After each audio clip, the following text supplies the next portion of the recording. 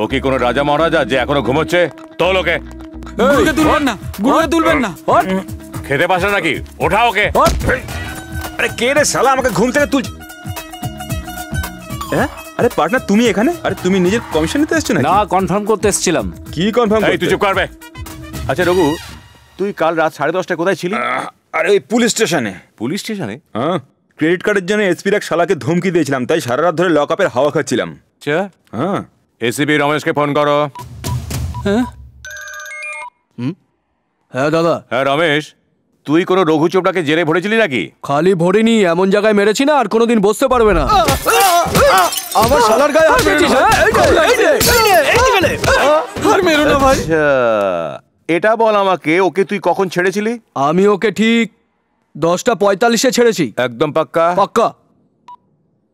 হ্যাঁ রে রঘু, পুরো রাত যখন ওরা তোকে লকআপে তুলোধনা করলো, তখন তুই ওদেরকে এটা কেন বললি না যে তুই জ্ঞান ভাইয়ের লোক? তোমার কি মনে হয় যে ও এভাবে বাঁচতে পারবে? না বুঝে শুনে কথা বলছো? বুঝতেই পারছি না কার উপর ভরসা করবো, এর উপরে নাকি ওর উপরে। চল রে আমরা যাই, আবার দেখা হবে।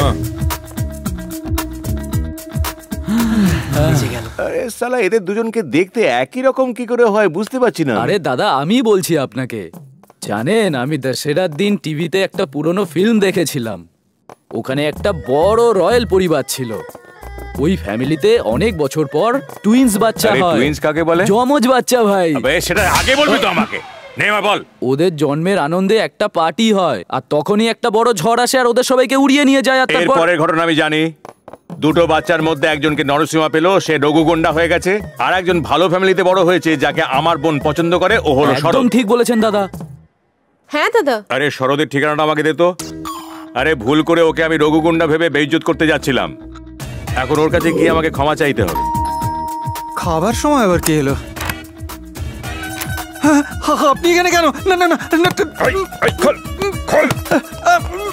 চাকরি থেকে তাড়িয়েও আপনার মন ভরেনি। আমি আপনার কাছে হাত জোড় করছি, আমার নাম আর আমার পেছনে ঘোরা আপনি ছেড়ে দিন। দুনিয়াতে তুই একাই শরৎ নাকি? রঘু চোপড়াও তো দুজন আছে না? সেই জন্য তো দ্বিতীয় জনের উপর রাতভর পুলিশের ডান্ডা আর লাথি পড়েছে। আরে শরৎ, এরা কারা? আমি তো ভেবেছিলাম তুই একা, এ তো মেগা সিরিয়াল। একদম ঠিক স্যার, এরা আমার লাইফে এপিসোড 1 থেকে আছে। কিন্তু এখন এদের নিয়ে কি করবো? কিচ্ছু করার দরকার নেই, আমার দিদা অন্ধ আর দাদু তো শুনতেই পায় না। আরে তো অসাধারণ ফ্যামিলি, দিদার চোখ নেই, দাদুর কান নেই, আর তোর কাছে মাথা নেই। এই ফ্যামিলি তো আপনার জন্যই হয়েছে স্যার। আরে বাবা, এরা সবাই কারা? ফ্রেন্ডস। আমার নাম শরৎ। আচ্ছা, তাহলে এর মতো তুমিও শরৎ? যাই হোক, তোমরা সব বন্ধুরা কেন এসেছো? শরৎকে দেখার জন্য মেয়ের ভাই আপনার বাড়িতে আসছে। ও তাই বুঝি। ও, ওরা যখনই তোমায় দেখতে আসবে তুমি এখানে এসে ঢুকবে? আরে শরৎ দিদা, শোন, শরৎ এখানে। মনে রাখিস আমি দেখতে পাই না, উনি শুনতে পান না, ওদের যেন বলিস না। আর সোজা হয়ে দাঁড়িয়ে থাকবি ওদের সামনে। ওরা যদি জেনে যায় যে আমরা অন্ধ আর কালা, ওরা কিন্তু পালিয়ে যাবে। ঠিক বলেছেন একদম। আর একটা কথা, তুই আমার পাশে বসবি। আমি যখন ইশারা করব তোকে, তখন ওরা যাতে বুঝতে না পারে।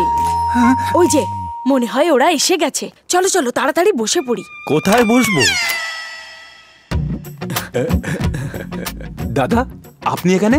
এ তো শরৎ কুমারী ভাই। দেখছি তো, কথাটা হচ্ছে যে যেটা হয়েছে তার জন্য আমি খুব দুঃখিত। কোনো ব্যাপার না, এটা না আমি ভুল করেছি আর ক্ষমা চাইবো না, এটা হয়। তাই ভাবলাম তোমার পরিবারের সঙ্গে দেখা হয়ে যাবে। একে শরৎ। শরৎ? এও শরৎ, আমার বন্ধু। কি মুশকিল, ওখানে চেহারায় মিল, এখানে নামে মিল, কি কনফিউশন। বলেছেন। আরে তোমার পরিবারের সঙ্গে পরিচয় করিয়ে দাও। ইনি জ্ঞানেশ্বর বাবু, শিবানীর দাদা। ওই দিনের জন্য ক্ষমা চাইতে এসেছেন। আপনারা দাঁড়িয়ে আছেন কেন? বসুন। আর শরৎ, তুই আমার পাশে বস। আমি আমার নাতির বড়াই করছি না, ও তো হীরের টুকরো আর মা কালীর ভক্ত। হ্যাঁ হ্যাঁ, ভক্ত। দাদু, দিদা, আমি শরৎের জন্য যে সম্বন্ধটা এনেছিলাম না, সেটা ধরে নাও ক্যান্সেল। ওই বাড়ির লোকেরা শরৎকে খুব গালমন্দ করেছে। ও আপনাদের সেটা বলেনি, কিন্তু আমাকে কেঁদে কেঁদে সেটা বলেছে। আমি এর থেকেও ভালো সম্বন্ধ এনে দেখিয়ে দেবো। আরে গোপাল রাও, রাগ করবেন না, মেয়ের ভাই ক্ষমা চাইতে এসেছে। হ্যাঁ গোপাল বাবু নমস্কার। নমস্কার। এরপর থেকে কথাবার্তাগুলো ঠিকঠাক হওয়া দরকার। আরে আমি কি বললাম? ছাড়ো। আচ্ছা, একে? শরৎ। এর নামও শরৎ? হ্যাঁ, এও শরৎ। শরৎের গলার স্বর কি করে বদলে গেল? আমার শরৎ কোথায় গেল? যা করতে হবে বুঝে শুনে করতে হবে। আরে স্যার, আপনি তো শুধু নামেই ভিমড়ি খেয়েছেন, আর আমি চেহারা দেখে ভিমড়ি খেয়ে গেছিলাম, এর জন্যই তো মিস্টেক হয়ে গেছে।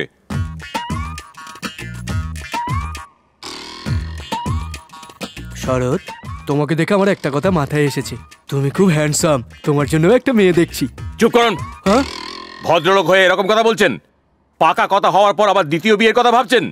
কেন আমি কি অন্য মেয়ে দেখতে পারি না? একদম না। কিন্তু কেন বলুন? হ্যাঁ বলছি চলুন আমার সঙ্গে বাইরে চলুন, আমি বলছি, চলুন। আরে ছেড়ে দিন, কোথায় নিয়ে যাচ্ছেন আমাকে? শরতের জন্য আরো ভালো আরে, সম্বন্ধ খোঁজার কথা বলছিলেন আমাকে না? ধাক্কা কেন দিচ্ছেন আপনি? ওই ছেলেটা তো খুবই স্মার্ট, তাই জন্য আমি বলেছি ওর জন্য একটা ভালো মেয়ে দেখে দেবো। এতে অন্যায় কি করেছি বলুন? এই, তুই আমাকে শুট বুট পরে দেখে সফটওয়্যার ডিলার ভাবছিস? তোকে তো কি করবেন আপনি? হ্যাঁ বলুন, কি করবেন? কি করবেন আপনি বলুন? চ্যালেঞ্জ করছে। এই দাসো, ওকে সাইডে নিয়ে গিয়ে 10 ঘা দিয়ে বুঝিয়ে দে আর ফিক্সড ডিপোজিটে ভরে রাখ। কি হচ্ছে? Confusion drama. আমি তোকে আমার পাশে বসতে বলেছিলাম শরৎ। বাবা, জায়গাটা বদলে নাও। দিদা উনি আসছেন। আমি গোপাল বাবুকে সব বুঝিয়ে বলে দিলাম। ভালো দিন দেখে বিয়ের তারিখটা ঠিক করে নি। কি বলেন দাদু? হ্যাঁ হ্যাঁ ঠিক আছে ঠিক আছে। আরে আপনি সব কথা দুবার বলেন? হ্যাঁ হ্যাঁ। আরে শরৎ কুমার, একবার এসে দিকে। দিদা আসছি। আচ্ছা বাবা। আরে গাধা, তোর শালা তোর সাথে গেম খেলছে, তোর থেকে তোর বন্ধুর প্রতি ইন্টারেস্ট বেশি। এই বয়সে এত ভারী ভারী কথা বুঝতে শুরু করলে এমনিতেই কনফিউশন। ঠিক আছে গাধা। কি এটা? আরে নিজেই খুলে দেখে নাও। এই পেন্টিং কে বানিয়েছে? এমএফ হুসেন না রবিবার মা? তোমার শালা। আপনার ছোট ভাই? আরে না, আমি। হ্যাঁ আপনার আঁকা? I can't believe this, amusing, beautiful. দেখলে তোমরা, শরৎবাবু খাঁটি ইঞ্জিনিয়ার, তাই আসল জিনিসটা বুঝতে পেরেছেন। আরে ও শালা রঘু চোপড়া কি জানে আসল আর্ট কাকে বলে? আরে দাদা, এই রঘু চোপড়া মানুষ না। আরে ও মানুষ না, ও ডাস্টবিনের ঢাকনা। শালা পয়সার জন্য মানুষ খুন করে, নর্দমার পোকা, একদম ঘৃণ্য মানুষ। ছি ছি ছি। কিন্তু এই খুশির দিনে ওই শয়তানটার নাম কেন নিচ্ছ? আমাকে তো বোনকে খুশির খবরটা দিতে হবে। আমি আসছি। ঠিক আছে, আপনার খেয়াল রাখবেন।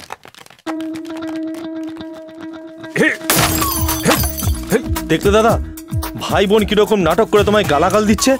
ড্রামা শুরু করেছেন উনি, কিন্তু শেষ করব আমি। শরৎকে আর রঘুকে এই চক্করে ওনাকে এমন ঘোরাবো যে ওনার হয়ে যাবে ভেজা ফ্রাই। আরে তুই আমার কথা শোন, পাকিস্তানের উপর লাগিয়ে দে 25। আরে ভাবছিস কেন? আমি তো দেবো তোর টাকা। যখনই দেখো টাকা টাকা টাকা করে চেঁচিয়ে যাচ্ছে। আরে দাদু ভাই, শোন, এর বাড়িতে ফোন কর আর বল পয়সা দিয়ে যেতে আর পার্সেলটা নিয়ে যেতে। এই আমাকে এক্ষুনি 50,000 টাকা দাও তো। আগের ধারটাই তো এখনো তুমি শোধ করনি, আবার পয়সা চাইছো। দেবে না? না দেবো না। ঠিক আছে, তবে আমি এই জীবনটাকে রেখেছি। আরে, আরে, এই জীবনটাকে মেরেই ফেলবো। কি করছিস? আমি ছাড়তে চাই না। এটা ধর টাকা, ধর। আমার উপর ভরসা রাখো দাদু, তোমার সব দেনা মিটিয়ে দেবো, তোমার সব ঋণ পাই টু পাই শোধ করে দেবো। আরে সাব্বি ভাই, আমি 50,000 পাঠাচ্ছি, এদিকে 25 ওদিকে 25। কি ব্যাপার? এভাবে আর কতদিন? যতক্ষণ না আমাদের টাকা আদায় হচ্ছে ততক্ষণ।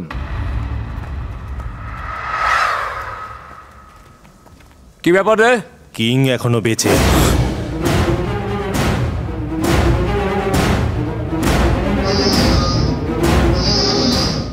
খুব ভালো খবর শোনালে ভীম, যে আমাদের আদরের কিং এই শহরেই আছে।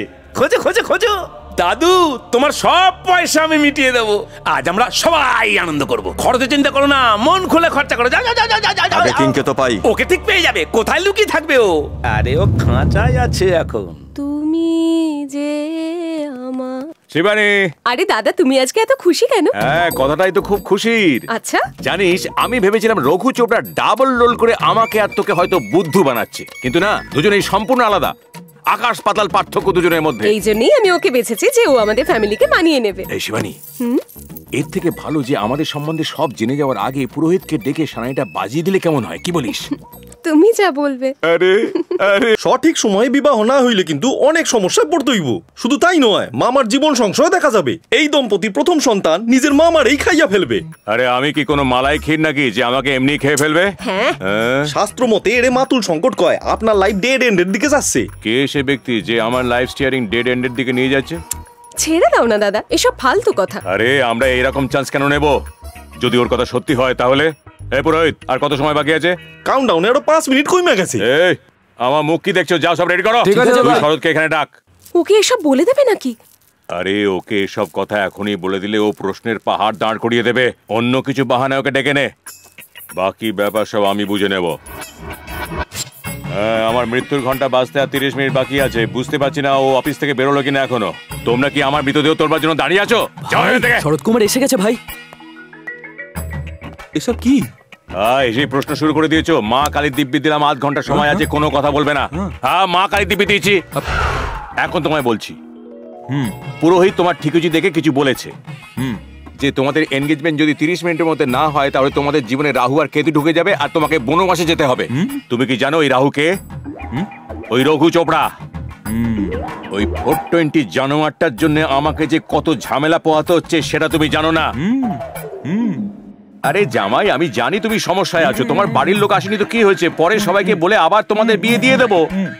আরে তোমার এই চক্করে বিয়ের সময় চলে যাবে। পুরোহিত মন্ত্র বলা শুরু করো।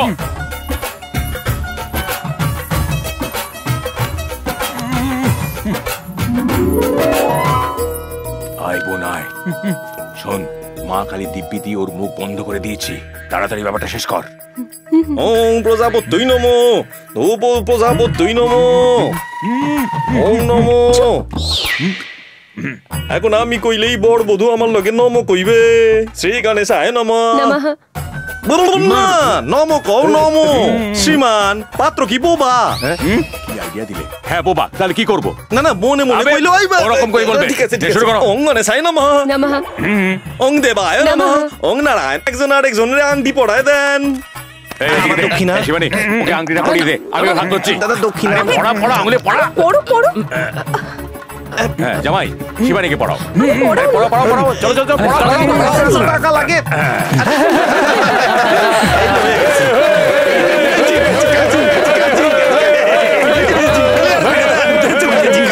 আমার দক্ষিণাটা ক্লিয়ার করে দাও। ও যদি মুখ খোলে তাহলে ব্রেকিং নিউজ হয়ে যাবে। শোন, তুই ওকে নিয়ে এখান থেকে সিনেমা দেখতে চলে যা, তাড়াতাড়ি যা, তাড়াতাড়ি।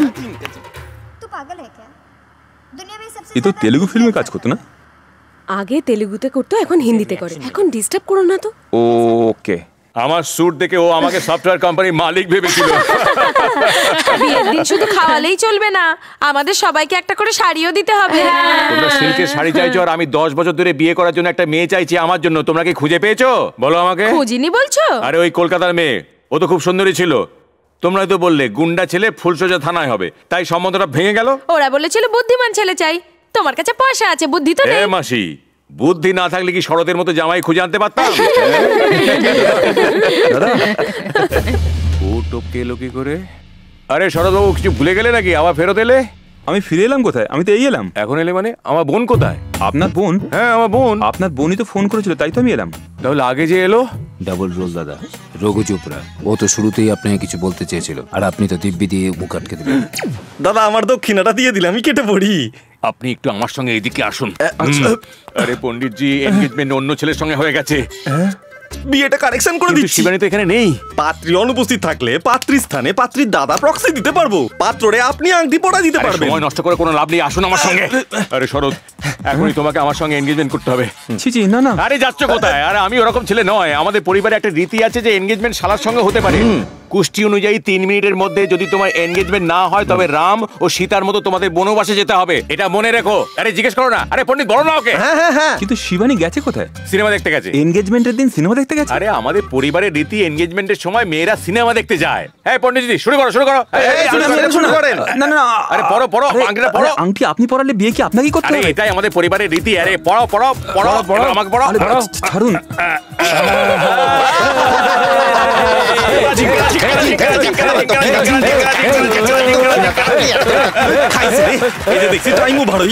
এখন যদি বলি তাও মারবে, না বললে তাও মারবে, তাহলে আলা বলুম না। এই রীতি, এই নাচ, এই ছেলেদের মধ্যে এনগেজমেন্ট, আমি তো কিছুই বুঝতে পারছি না। এটা সবে শুরু, ধীরে ধীরে সব তুমি বুঝে যাবে। বলছি ভাই, রঘু চোপড়া খুব চালু মাল। দিদি ওর সঙ্গে একা রয়েছে, কিছু একটা আমাদের করতে হবে। হ্যাঁ শরৎ বাবু, আমাকে একজন ভিআইপি সঙ্গে দেখা করতে হবে, তুমি বাড়ি যাও। কার সাথে? রাহু কেতুর সাথে।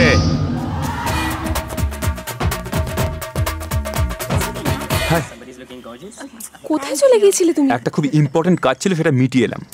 তোমরা শিবানীকে কিছু বলবে না। এই কে রে? দাদা, তুমি এখানে? বাইরে এসো। হ্যাঁ, বাইরে। আমি একটু আসছি। আবার কোথায়?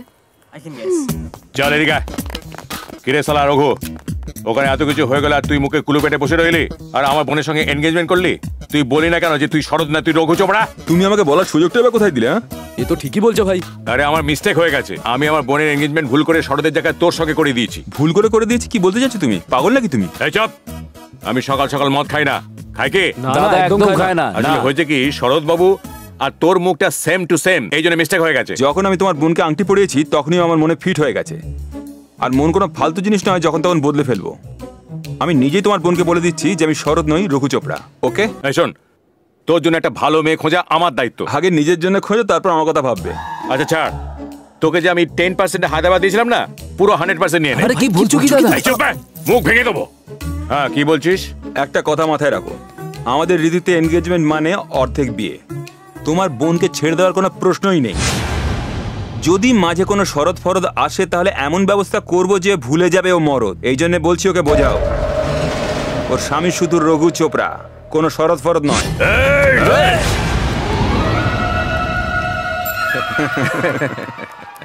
দাদা তুমি এখানে কি করছো? আমি বলছি, তোমাকে বলতে হবে না, আমি বলছি। ওই আমাদের কাকি আছে না, জয়পুরে কাকি, উনি বলেছেন যে এনগেজমেন্টের দিন মেয়েকে বাইরে বেরোতে নেই, তাই আমি তোকে নিজেই নিতে এসেছি। এসব ফালতু কথা দাদা, আমরা শপিং করতে যাচ্ছি, তুমি চলে যাও। শরৎ কাম অন। তুই আমার কথাটা শোন। শরৎ, এই শরৎ, তোমায় ও ডাকছে। হ্যাঁ আমি সরি, কাম অন লেটস গো।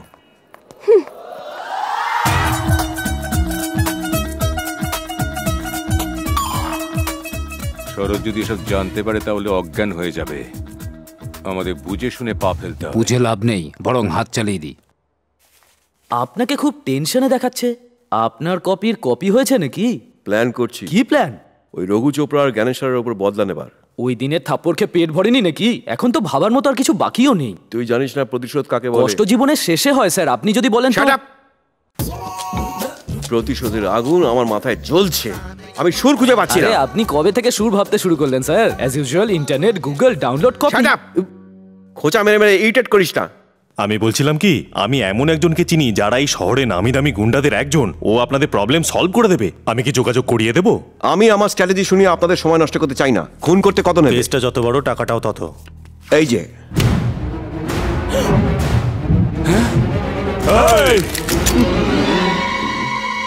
ওকে বল আমি ডেকেছি।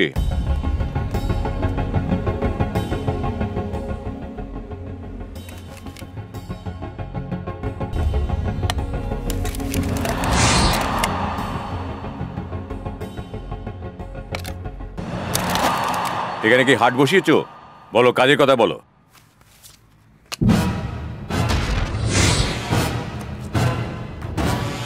দাদা, এই শরৎ কুমার না রঘু চোপড়া?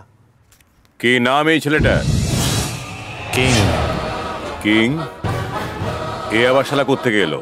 এ মুম্বাই থেকে এসেছে, রাজা চন্দ্রপ্রতাপ বর্মন। আমরা একে খুঁজে বেড়াচ্ছি।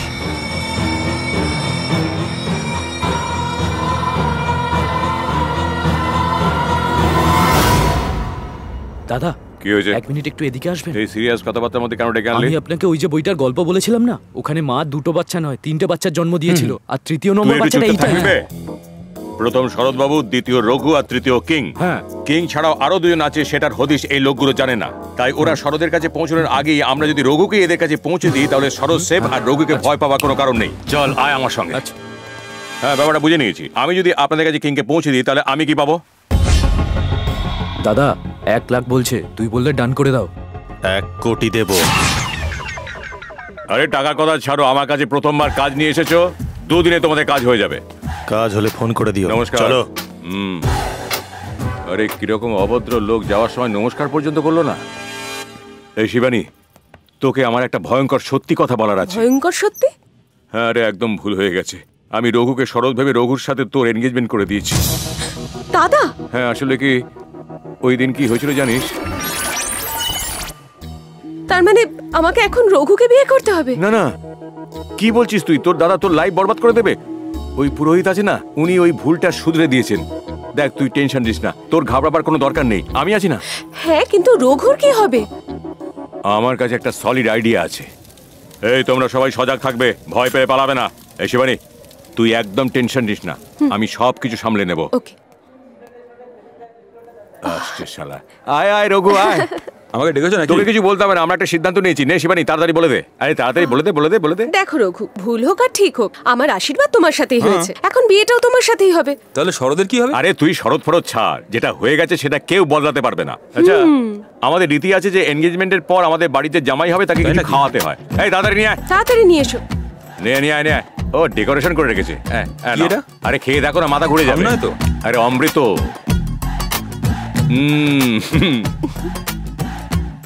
খা বেটা খা, কেমন লাগছে?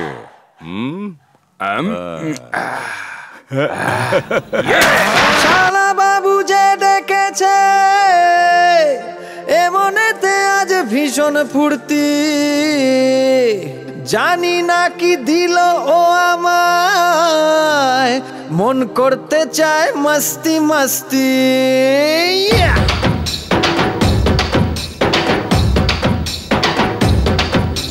ঝুমঝুম নাচে মন যে আমার, পান করেছি মদিরার প্যালা। ওরে বাবা ঘুর ঘুর ঘুরছে সবই যেন মনে হয় হলো যে ঘোটালা। এই ঝুমঝুম নাচে মন যে আমার, পান করেছি মদিরার প্যালা।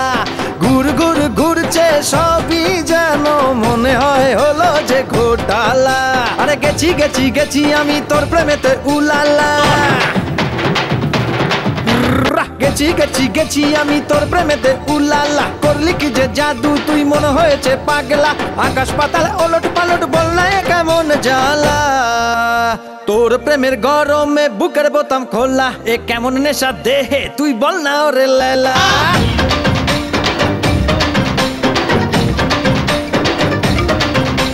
তোকে ভেবেছিলাম তুই ভীষণ ভোলা ভালা, এ কেমন নেশা দেহে তুই বল না ওরে লেলা।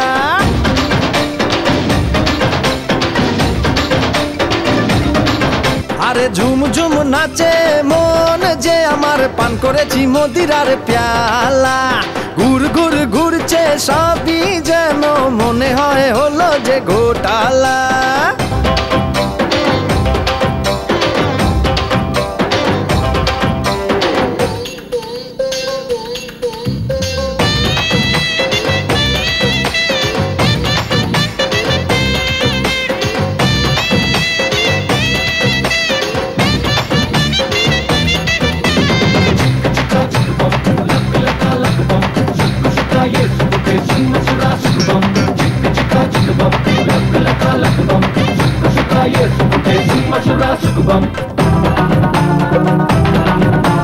তুই যে আমার চোখের মনি, তোকে ফুলের সাজে সাজাবো রানী। মুন্ডা চুরি করলি যে আমার, পড়লি যে তাই তুই নজরে। আয়না সোনা আমার বাহু ডরে, বাসবো ভালো তোকে এমন ভরে। না বাবা না এখানে না, হবে সবই তুই একটু সময় দে। তোর ঠোঁটেতে চুম খাবো কত সময় যে দেবো, তুই যে আমার সেক্সি লেলা। তোর প্রেমেরই গরমে, তোর প্রেমেরই গরমে বুকের বোতাম খোলা, এ কেমন নেশা দেহে তুই বল না ওরে লেলা।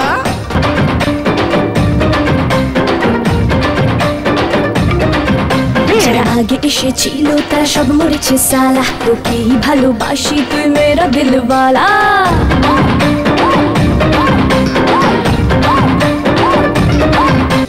ঝুমঝুম নাচে মন যে আমার, পান করেছি মদিরার প্যালা। ঘুর ঘুর ঘুরছে সবই যেন মনে হয় হলো যে ঘোটালা।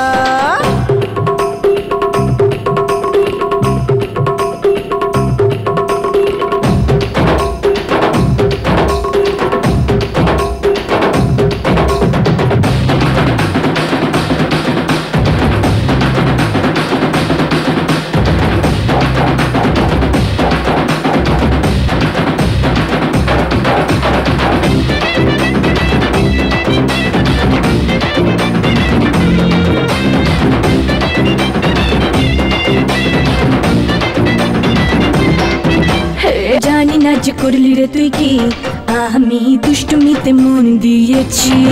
তোর নরম ঠোঁটে আর কোমরে আঁকবো ট্যাটু আমার জোর কামড়ে। আমি যে তোর হয়ে গেছি, তোর মনেতে এই তো আছি। আরে আয় না তুই বঙ্গ নারী, কলকাতার রসগোল্লার হাড়ি। আমায় বিয়ে করনে থাকবো যে তোর মনে চুলোয় যাক পুরোটা জামানা, তুই যে আমার শত্রু। আরে তোর শত্রু নাকি? তুই যে আমার শত্রু, আমি তার মধুবালা, তার প্রেমেরই আগুনে আমার করছে শরীর জ্বালা।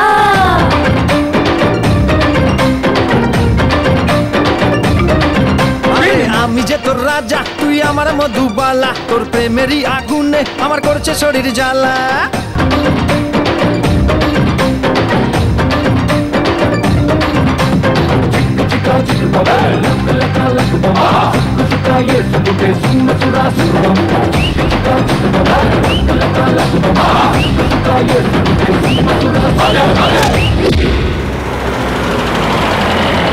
ওই দেখুন দাদু, তোমার 5 কোটি টাকা বস্তায় ভরে এসে গেছে। এই যা রাখো রাখো, তাড়াতাড়ি করো, খোলো, খুলে ফেলো। দাঁড়াও দাঁড়াও, তাড়াতাড়ি খোল। স্যার আমি এত ইনফরমেশন দিলাম, আমাকে একটু ফেভার করুন। তুই খুলতে চাস এটাকে? না স্যার, এটা খোলার আগে আমি একটু মনের সুখে কেড়ে নিতে চাই। আমাকে থাপ্পড় মারা, এবার দেখ। আরে বাবা, আগে খোল না ওটাকে, তারপর না হয় মারিস। চলো খোলো ওটাকে, খুলে ফেলো, খুলে ফেলো।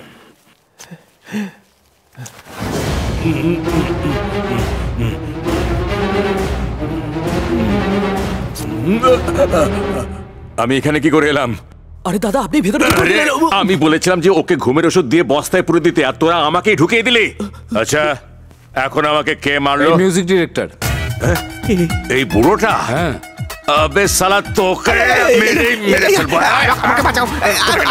পালাচ্ছে। আমাকে মারবেন না, আমি না জানে করেছি, আমি জানতাম না আপনি ছিলেন। কে নাটক করছিস? কিং কোথায়? ও পালিয়ে গেছে।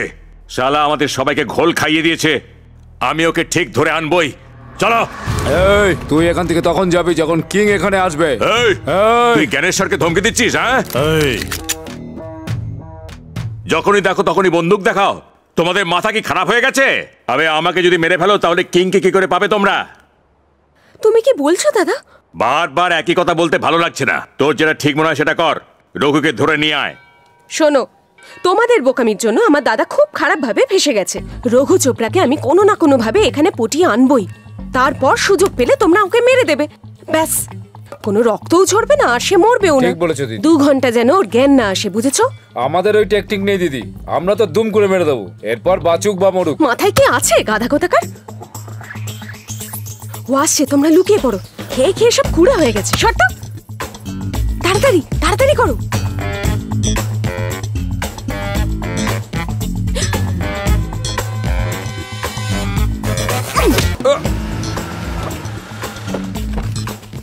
হ্যাঁ, চল পার্সেলটা নামা, তাড়াতাড়ি তাড়াতাড়ি।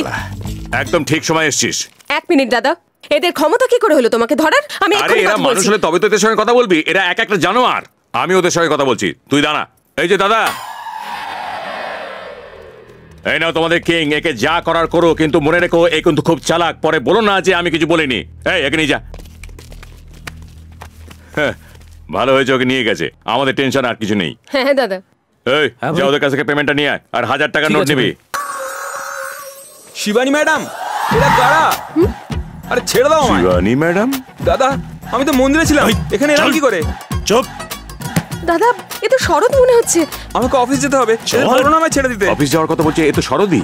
এখন কি হবে? আরে থামো থামো থামো থামো থামো, তোমরা থামো থামো। দাদা, শিবানী ম্যাডাম কিছু করুন না। এই ছাড়বে? আগের দিনের মার কি ভুলে গেছিস? যাই হোক, তোমরা কারা?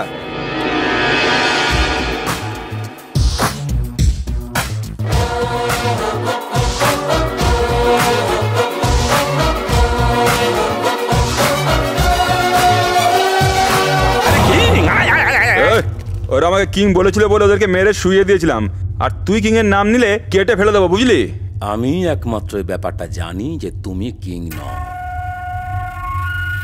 কিন্তু হয়তো যদি আমি তোমাকে কিং এর জায়গায় পৌঁছে দিই তো আমার সমস্ত প্রবলেম সলভ হয়ে যাবে। তাই কিছুদিনের জন্য তোমাকে কিং এর জায়গায় অ্যাক্টিং করতে হবে। কেন অ্যাক্টিং করব? 1 কোটি টাকার জন্য। এসব তো ঠিক আছে যদি আমার মন সায় দেয়। যদি তোমার কাজ ঠিক থাকে তবেই আমি করব।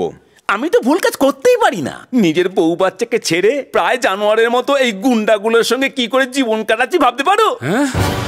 আর আমার আত্মীয় কিং এর নেওয়া ঋণ আমার গলায় ফাঁসি হয়ে আটকে আছে।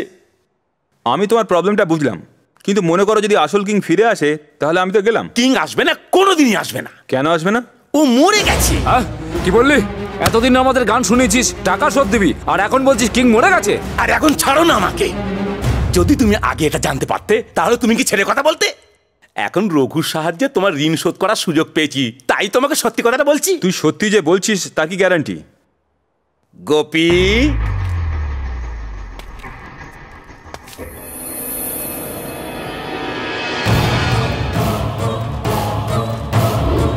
এ কিং এর মৃত্যু সাক্ষাৎ প্রত্যক্ষদর্শী, বল না একে।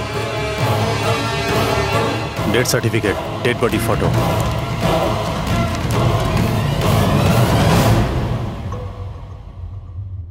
কিং এর মারা যাওয়ার পর আমার মনে হয়েছে আমার পরিবার বিপদে আছে, এই জন্য খবরটা গোপনই রেখেছিলাম। ভাই রঘু, তুমি যদি আমাকে সাহায্য করো, আমি কিং এর খুনিকে নিশ্চয়ই ধরে নিতে পারবো, প্লিজ। তোর কাজ ঠিক আছে, আমার মন মেনেছে, ডিল পাক্কা। দাদা, শিবানী ম্যাডাম। শরৎ, তুমি ওই মন্দিরে কি করছিলে? বলেছিলাম না যে প্রত্যেক শনিবার আমি মন্দিরে যাই। আমি তো ওখানেই গেছিলাম, হঠাৎ করে পেছন থেকে কেউ আমার মাথায় আঘাত করলো, অজ্ঞান হয়ে গেলাম, তারপর আমি এখানে। আরে এ তো আমাদের সব জানা আছে, ভেতরে কি হয়েছে সেটা বলো না। ওরা আমায় বললো যে যদি আমি কিং এর অ্যাক্টিং করি তাহলে ওরা আমায় পুরো 1 কোটি টাকা দেবে। আমি তো ভয় পেয়ে গেছিলাম। তুমি ভয় পেও না শরৎ। দাদা, চলো ওদের বলে দিই যে ওর অভিনয় শরৎ, আর নিয়ে যাই এখান থেকে ওকে। আরে এখন তুইও শরতের মতো কথা বলছিস, তোরও কি মাথা খারাপ হয়ে গেছে নাকি? ওদের শরৎ রঘু কাউকেই চাই না, ওদের কিং এর ডুপ্লিকেট চাই। তাহলে কি করবো আমরা? ওরা যেরকম বলছে তুমি সেরকমই করো, আমরা রঘুকে এখানে এনে তোমাকে নিয়ে যাব। তাহলে আমি অফিস থেকে ছুটি নিয়ে আসি। আরে তুমি কি শ্বশুরবাড়িতে জামাই ষষ্ঠী খেতে এসছো? ওরা তোমাকে এখান থেকে যেতে দেবে না। কেন যেতে দেবে না? আমি কি করেছি? আরে বোঝা নাই বলটাকে। অ্যাকচুয়ালি প্রবলেমটা হলো যে, দেখুন দাদা, ওই রঘু কিন্তু খুব চালাক, দুদিনের মধ্যে ওখান থেকে টুপি পরিয়ে এখানে চলে আসবে। কেন আসবে? আমার বোন ওর দুর্বলতা, ও ঠিক চলে আসবে। তো বোনকেও সঙ্গে নিয়ে যাবো। আমার বোনেরও একটা দুর্বলতা আছে। তো সেটা আবার কি? ও আমাকে ভীষণ ভীষণ ভালোবাসে, আমাকে ছাড়া কোথাও যায় না। আমি এমনি চিন্তায় পড়ে আছি, কি করে রঘুকে কিং বানিয়ে আমি ওর চেয়ারে বসিয়ে দিয়ে আসবো। তুমি বলছো করে গোষ্ঠী শুদ্ধ নিয়ে চলে। আরে একদম চিন্তা করো না, আমার কাছে একটা খুব ভালো আইডিয়া আছে।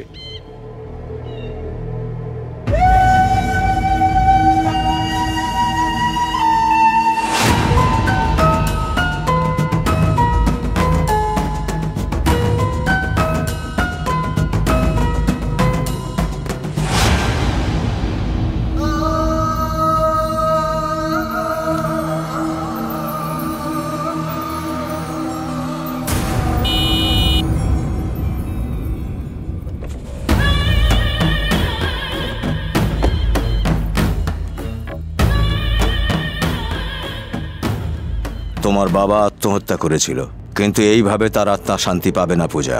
যদি সত্যিই তার আত্মার শান্তি চাও তাহলে আমার মনে হয় এর থেকে বড় কিছু করতে হবে, আর সেটা শুধু তুমিই পারো।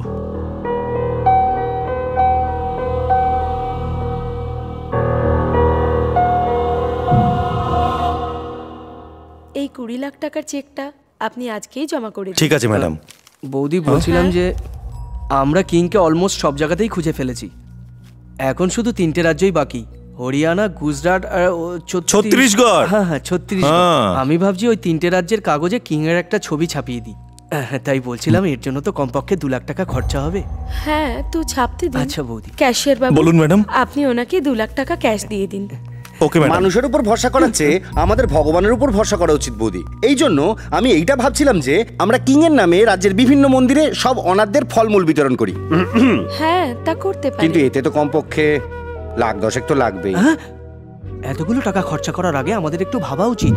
তার কোনো প্রয়োজন নেই, কারণ আমার কিং এক অমূল্য হীরের টুকরোর মতো। আপনি তো আমার মনের কথা বলে দিলেন। চিন্তা করবেন না, কিং নিশ্চয়ই ফিরে আসবে। এসে গেছে।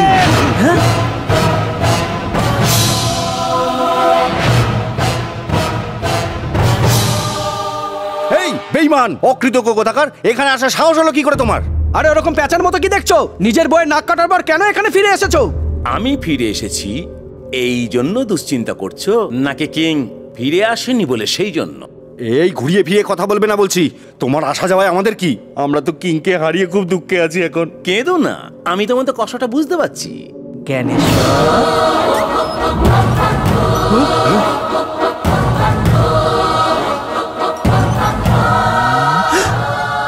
এসে গেছি। তোর কি হয়েছে বাবা? কি করে হলো? তোর কি হয়েছে বল বাবা বল। সরি ম্যাডাম, এ এখন কাউকে চিনতেও পারছে না, কথা বলতেও পারছে না। আপনি কি বলছেন? কিং এর এই অবস্থার জন্য বড়দাই দায়ী। আপনি না জেনে ওর ওপর দোষারোপ করছেন কেন? কিং এর অ্যাক্সিডেন্টটা শিলিগুড়িতে হয়েছিল। আমার নাম ডাক্তার জ্ঞানেশ্বর কালে, আর এ আমার বোন শিবানী কালে। ওষুধ তৈরি করার জন্য জঙ্গলে গাছগাছলার খোঁজ করতে গিয়ে আমরা একটা গোঙানি শুনতে পাই। ওখানে গিয়ে দেখি যে আপনার ছেলে মৃত্যুর সঙ্গে পাঞ্জা লড়ছে। আমরা গাছগাছলা দিয়ে ওষুধ তৈরি করে অনেকদিন ধরে ওর চিকিৎসা করেছি। তারপরে এই ভদ্রলোক আসেন এবং একে চিনতে পেরে আমাদের এখানে নিয়ে আসেন ম্যাডাম। কিং এর থেকে আলাদা হওয়ার জন্য আপনার এই দুঃখ আমি সহ্য করতে পারিনি। আর আমি জঙ্গলে জঙ্গলে না খেয়ে দিয়ে ঘুরে বেরিয়েছি। যখন আমি খবর পেলাম তখনই তো কিংকে ফিরে পেলাম। খাওয়া দাওয়া তো ছাড়ো, তুমি তো মোটা ষাঁড়ের মতো দিব্যি দাঁড়িয়ে আছো। তোমাদের মতন নয়, ভালো পরিবারের ছেলে।